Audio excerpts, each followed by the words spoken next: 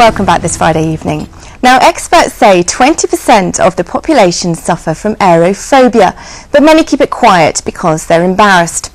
Now, a Jerseyman who has battled his fear of flying for over a decade has turned to hypnotherapy as a last resort. After years of suffering from the condition, Richard Stent decided it was time to take the plunge, and Adam Fowler went with him.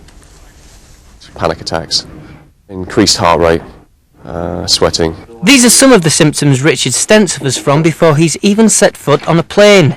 He hasn't taken a flight for 10 years and can only leave Jersey by boat.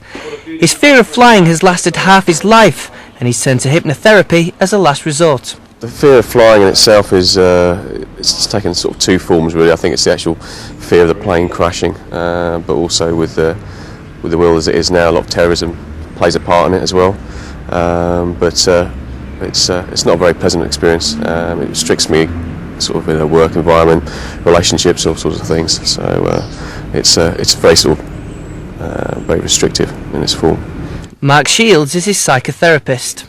I work on the premise that Richard wasn't born with a fear of flying. He simply learned the habit, if you like, and he learned it through the media, global terrorism, perhaps a poor flight years ago that stuck in his mind, and it's just escalated and become a phobia. This is in his case. So I work with the subconscious via hypnotherapy simply to unlearn, unprogram that process and almost install a new program in his subconscious mind. After some relaxation exercises, Richard took another 40 minutes of hypnotherapy, gearing himself up for his first flight in over a decade. He did the same thing about a month ago, but bailed out when he got to the airport. I thought he might not even show up, but he did, and he was feeling good. At this point last time I just couldn't do it, so this time I definitely feel more confident, just itching to get on the flight now. And with that, Richard was through the departure gate, but we didn't let him get away that easily. Well, it's one small step for most people, but one giant leap for Richard Stent. There's no sign of him here yet. All we can do now is watch and wait. But head bowed and psychotherapist by his side, Richard boarded the aircraft.